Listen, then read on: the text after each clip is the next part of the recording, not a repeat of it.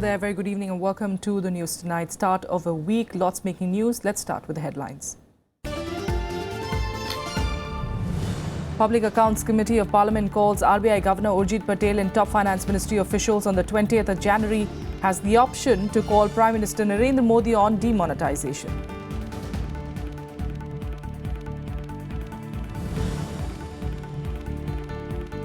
Samajwadi Party factions submit claims for the party symbol. Mulayam Singh Yadav insists he is the national president of the party, while Akhilesh tells supporters that he will win the UP election on his own.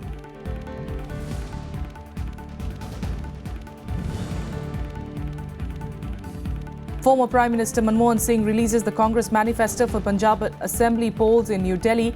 Promises include loan waiver and free power to farmers and stopping drug trade within a month.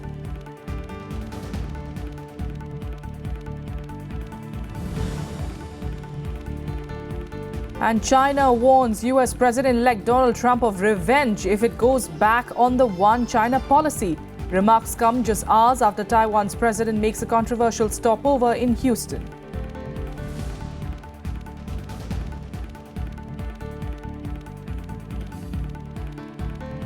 The Public Accounts Committee of Parliament can call Prime Minister Narendra Modi on the issue of demonetisation if not satisfied with the answers given by top finance ministry officials and RBI Governor Urjit Patel. He has been sent a detailed questionnaire on the matter.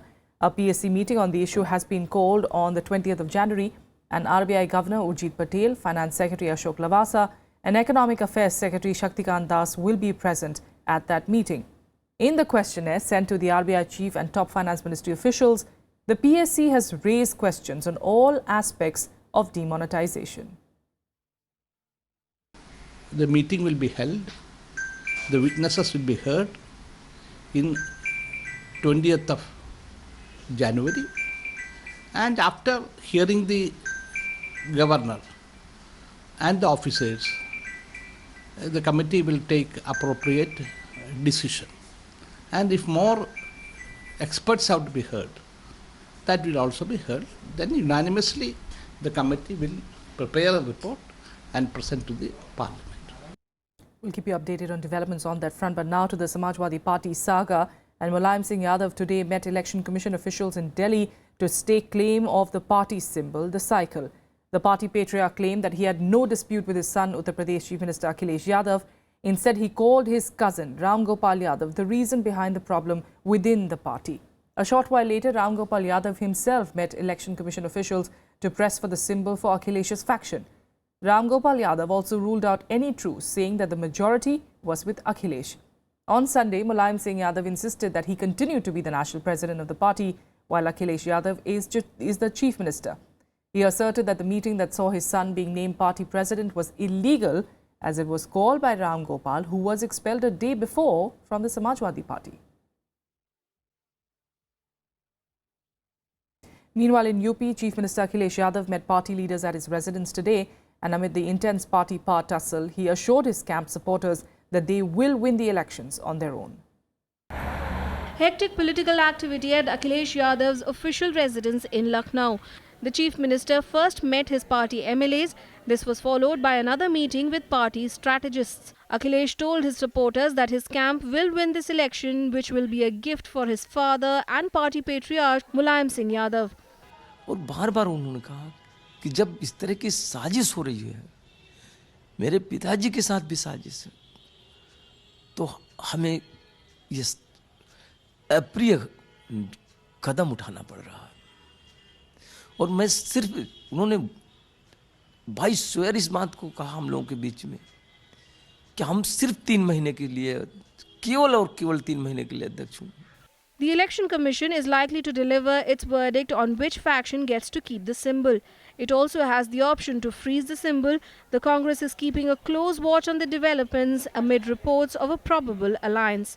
ये उनकी अपनी party का मामला था, अपने परिवार का मामला था, जो निकल कर चुनाव आयोग चला गया है। ये चुनाव आयोग तय करेगा, कांग्रेस को इससे कोई फर्क नहीं पड़ता है। कांग्रेस पिछले 1 से 1.5 साल से इस उत्तर प्रदेश के अंदर विधानसभा के चुनाव की तैयारी कर रही है। कांग्रेस अकेले लड़ेगी और उत्तर प्रदेश में सरकार बनाने के लिए लड़ेगी, चाहे साइकिल चुनाव चिन्ह मुख्यमंत्री जी को मिले या पार्टी के राष्ट्रीय अध्यक्ष को मिले, कांग्रेस को अपनी चुनाव की तैयारी में उससे कोई फर्क पड़ने वाला नहीं है। In case the Election Commission freezes the symbol, both factions will have to fight the assembly elections on a new one. With the election process already underway, the Akhilesh camp will have a huge task on its hands to familiarize his voters with the new symbol. Akhilesh's government must have lured the headlines by landing a fighter jet on the Lucknow-Agra expressway. But to traverse the caste-ridden maze of UP politics, cycle seems to be the best option. Akhilesh's supporters say that they'll go to the polls with his clean image. But it is easier said than done. Reporting from Lucknow with camera person Shiv Kumar, I'm Kriti Mishra for Rajya Sabha Television.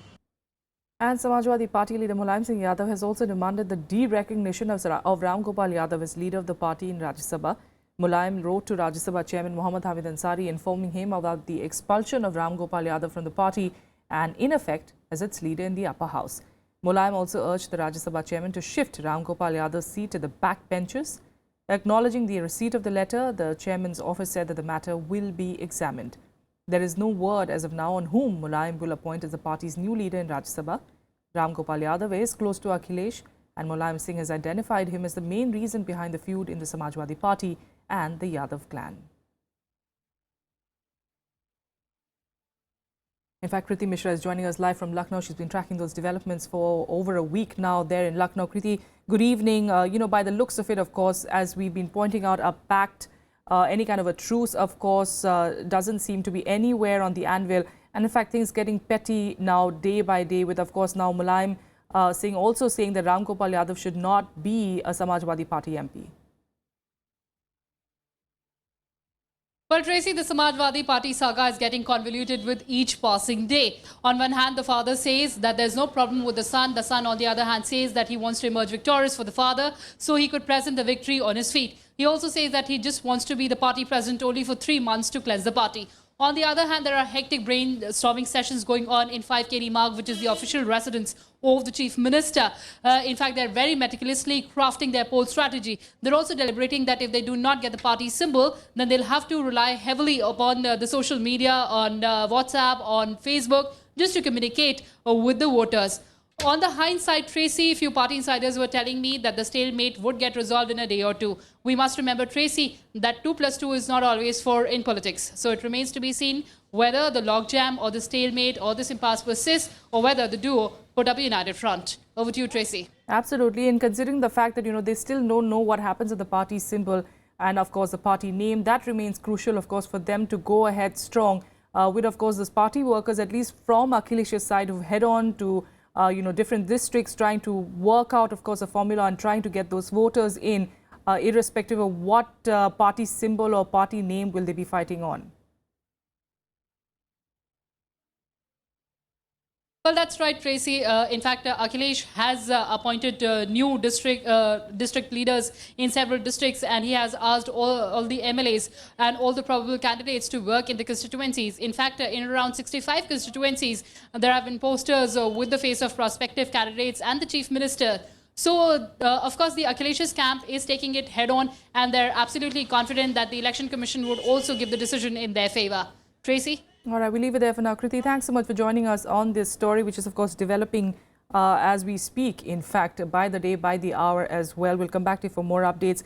But heading on from Uttar Pradesh to Punjab, where former Prime Minister Manmohan Singh today released his party's manifesto for the Punjab Assembly elections on Monday.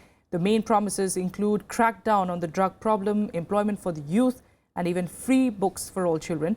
Although the manifesto did not touch upon the SYL Canal issue, it did make a reference that said that Punjab's water was for the state. The Congress party released its manifesto for the Punjab Assembly polls in New Delhi on Monday. Former Prime Minister Manmohan Singh released the Congress manifesto promising SOPs for all sections. This election manifesto is a forward-looking, visionary document which promises the people of Punjab that we will undo the damage that was done to the Punjab economy by the previous government in the last 10 years. The manifesto promises loan waiver and free power to farmers, wiping out the drug trade within a month, stipend of 2,500 rupees per month to unemployed youth, free smart mobile phones to youth and free textbooks to all children. The party also promises to generate as many as 25 lakh jobs within the next 5 years to provide employment to all youth in the state. The manifesto also promises to bring a new industrial policy within 90 days, besides promising an end to the VIP culture, bringing sweeping economic reforms and total transparency in governance. Free houses to homeless Dalits, SCs and OBCs have also been promised. Expressing confidence that his party will win the polls, Punjab Congress chief Captain Amrinder Singh promised to restore all that the state has lost over the years. We have covered every facet of Punjab, and we have in it to every walk of, and people from all walks of life, all castes, all communities, all poor, all industrial development, all agriculture, all everything. हर प्रकार से हमने सबको cover किया है. Punjab will vote for its next government on February 4th. The BJP Akali Dal combine has been in power for 10 years now, but this time it is a triangular contest between the Congress, the Aam Aadmi Party and the BJP Akali Dal combine. Pranav Goswami's report for Rajya Sabha TV. President Pranab Mukherjee addressed the Pravasi Bharatiya Divas on Monday, where he expressed concern over the plight of temporary migrants abroad. He also called for upgradation of skills of those seeking jobs overseas. We'll come back to that in a bit, but let's listen into what Mulayam Singh Yadav is talking about on that Samajwadi Party saga.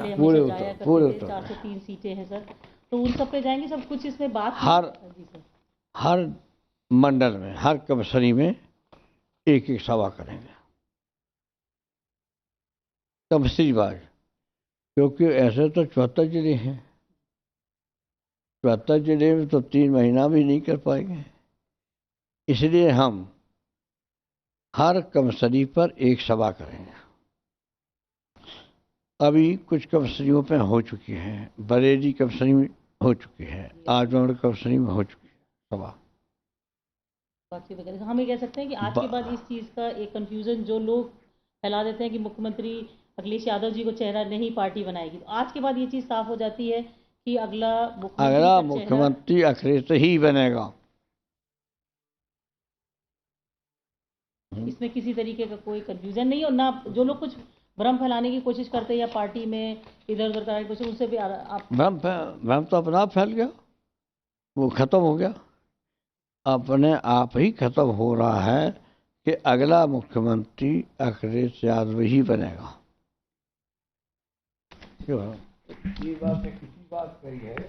All right, so is that a sign of perhaps a truce in store in the next few days, as was being pointed out by a correspondent Kriti just a short while back, talking that, you know, when it comes to politics, we cannot rule out anything.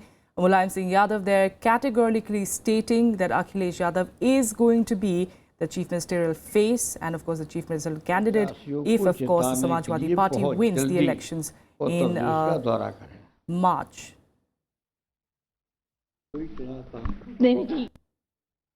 All right, so there you have it, the Mulayam Singh Yadav there, like I pointed out, saying that Akhilesh Yadav will be the face of the Samajwadi Party as far as the chief ministerial candidate is concerned. Is there a truce in sight? We'll keep an eye out for developments on that front. We'll get you more reactions, of course, from our correspondent as well as to what this particularly means on a day when both sides went to the Election Commission to, of course, pledge for their the symbol, in fact, on why each of the faction, in fact, deserves to have the Samajwadi symbol, the cycle. Meanwhile, heading on to more news, and like we were pointing out, President Pranab Mukherjee addressed the Pravasi Bharatiya Divas on Monday, where he expressed concern over the plight of temporary migrants abroad, and he also called for upgradation of skills of those seeking jobs overseas. He also spoke about the vulnerabilities of expat Indians, especially Indian women marrying into NRI families. He said that Indian community organizations abroad can most effectively address their concerns even as the government and its agencies deal with this issue. The president was addressing the valedictory function of the 14th edition of the Pravasi Bharatiya Divas. I would also like to flag the concerns of women and girls in India marrying into NRI families. Even as the government and its agencies deal with this issue, the concerns of this particular section can be most effectively addressed by the local community organization. Meanwhile, Prime Minister Narendra Modi inaugurated the vibrant Gujarat Global Trade Show in Gandhinagar on Monday. Representatives of over 80 countries are also participating in the event, where more than 15 lakh people are expected to visit over the course of 5 days. During his 2-day stay in the state, the Prime Minister will interact with about 60 global and Indian CEOs. The Prime Minister will also inaugurate the Nobel Prize exhibition in the presence of 9 Nobel Prize winners from the fields of science and medicine. The opening ceremony of the vibrant Gujarat Summit is scheduled for Tuesday afternoon, when heads and representatives of the governments from over 20 countries will be present, besides the presence of large number of businessmen and captains of the industry. Today, I am delighted to be here to inaugurate the new India International Exchange. It is an important milestone not just for GIFT City, but for India in creating 21st century infrastructure. In more news, the CBSE board will conduct its class 10th and 12th exams from the 9th of March to the 29th of April to avoid clashes with the state assembly elections. 5 states are going to polls and 2 polling dates are in March on the 4th and the 8th.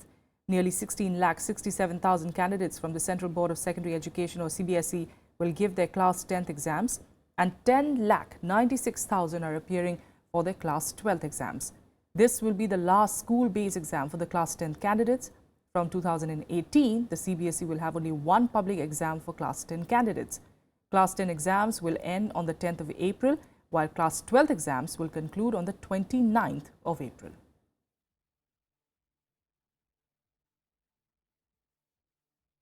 Without a quick break here, international news follows in a bit. Stay with us.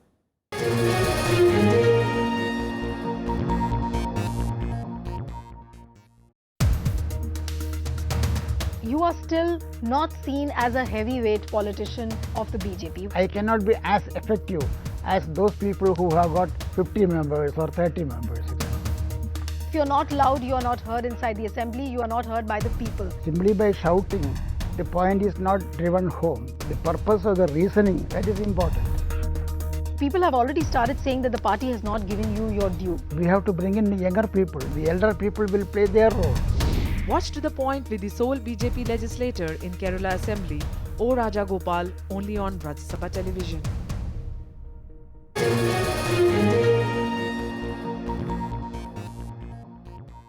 Welcome back. Let's get you some international news now. China has warned US President-elect Donald Trump that it will take action or revenge, in fact, if it reneged on the One China policy. State-run Chinese tabloid Global Times issued the warning just hours after Taiwan's president made a controversial stopover in Houston. Taiwanese President Tsai Ing-wen was en route to Central America, where she will visit Honduras, Nicaragua, Guatemala and El Salvador. She will again make a stopover on the 13th of January in San Francisco in the US on her way back to Taiwan. Beijing had asked Washington not to allow Tsai to enter the United States and that she did not have any formal government meetings under the One China policy. Trump, of course, triggered protests from Beijing last month by accepting a congratulatory telephone call from Tsai and also questioning Washington's commitment to China's position that Taiwan is part of One China. 我愿在此重申，我们坚决反对台湾地区领导人利用所谓的过境之机，与美方的官方人士进行任何形式的接触，并从事干扰和破坏中美关系的活动。我们再次敦促美方及有关人士恪守一个中国的政策和中美3个联合公报原则，妥善处理涉台问题，以免损害中美关系大局和台湾海峡的和平。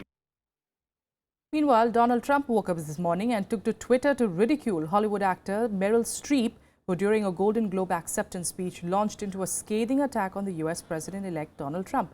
In a heartfelt speech, she referred to a 2015 incident at a South Carolina rally when Trump mocked a disabled reporter of the New York Times. While Streep did not name Trump directly, she used almost the entire speech to criticize his behavior and policies. She also called on Hollywood to stand strong against any attacks and to support a free press.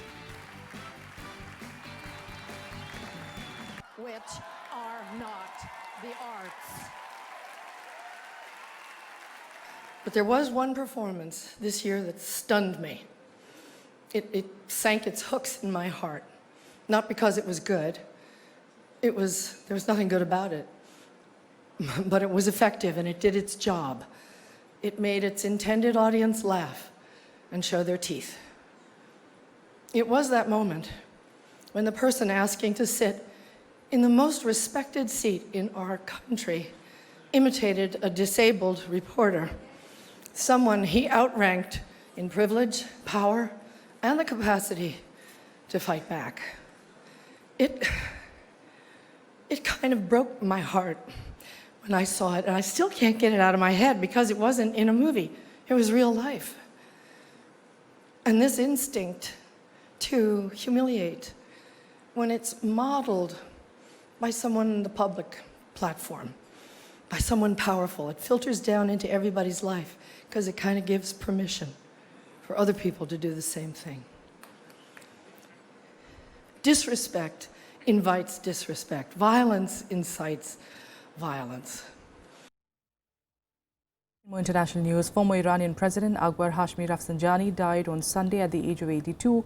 His death is seen as a big blow to moderates and reformists, deprived now of their most influential supporter in the Islamic establishment.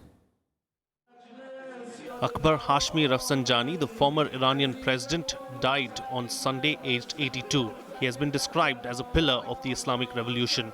His pragmatic policies, economic liberalization, better relations with the West and empowering elected bodies appealed to many Iranians but were despised by hardliners. Few have wielded such influence in modern Iran, but since 2009, Rafsanjani and his family faced political isolation over their support for the opposition movement, which lost a disputed election that year to President Mahmoud Ahmadinejad. Senior Iranian officials and figures, as well as relatives of Rafsanjani, visited a mosque where his coffin was brought for final prayers at Jamaran Prayer Hall, the famous residence of the founder of the Islamic Republic, Ayatollah Ruhollah Khomeini. به حالشون بد شد، به بیمارستان منتقل شدن.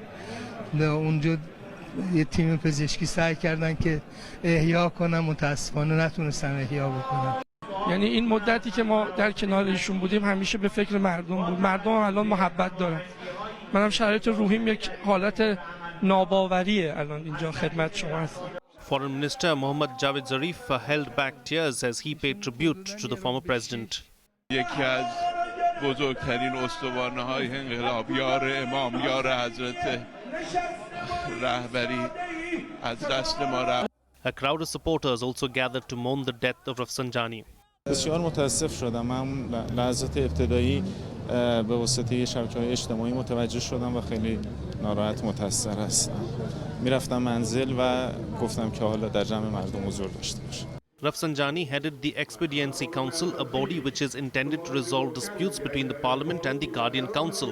He was also a member of the Assembly of Experts, the clerical body that selects the supreme leader, Iran's most powerful figure. His death ahead of May's presidential elections is a blow to moderate President Hassan Rouhani, who allied himself with Rafsanjani to win the 2013 election and went on to resolve Iran's long standoff with the West on the nuclear program. Rafsanjani's funeral will be held in Tehran on Tuesday.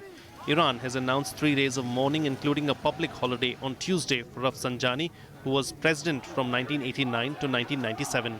Bureau Report, Rajya Sabha Television. And here are some more international news updates in Global Buzz.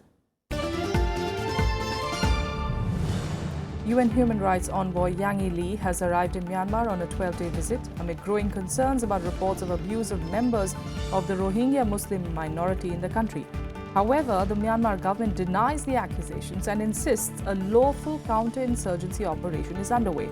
Since last year, at least 86 people have been killed, and the United Nations says about 34,000 civilians have fled across the border to Bangladesh.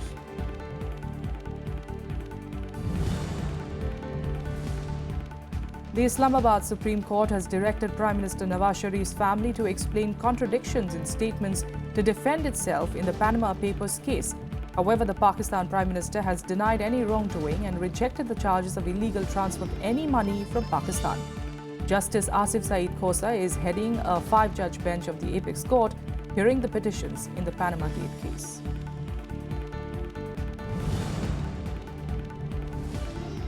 A US think tank says US bombings dropped to a record low in Pakistan in 2016. The US airstrikes were conducted in 7 countries throughout the year, although the majority of these occurred in Syria and Iraq.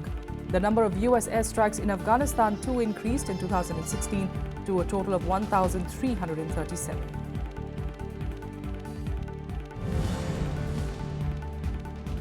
At least 4 inmates have been killed in a prison in the Brazilian city of Manaus, and this has sent the number of violent prison fatalities to over 100 in just 1 week.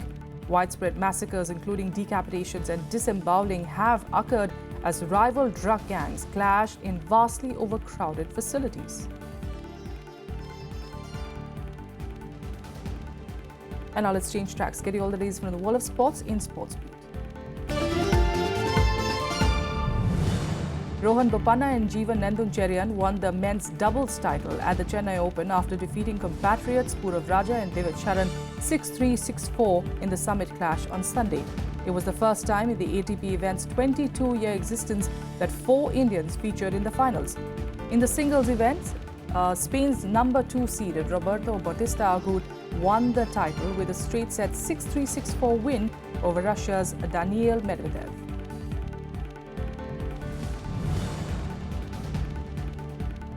Novak Djokovic withstood a comeback from world number 1 Andy Murray to defend his Qatar Open title. The Serb, world number 2, ended Murray's winning streak of 28 consecutive ATP Tour matches with a 6-3, 5-7, 6-4 victory. Both players now head to Melbourne for the Australian Open, the year's first Grand Slam, which starts on the 16th of January.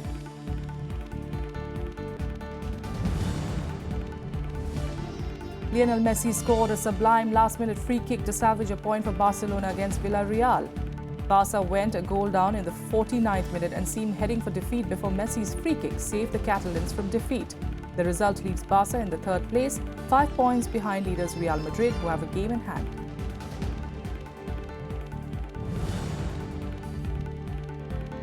Italian champions and leaders Juventus set a new Serie A record of 26 consecutive home wins with a 3-0 victory over Bologna. Gonzalo Higuain scored twice while Paulo Dybala scored through a penalty. Juventus, who are aiming for a record 6th straight league title, are at the top at 45 points and have a game in hand.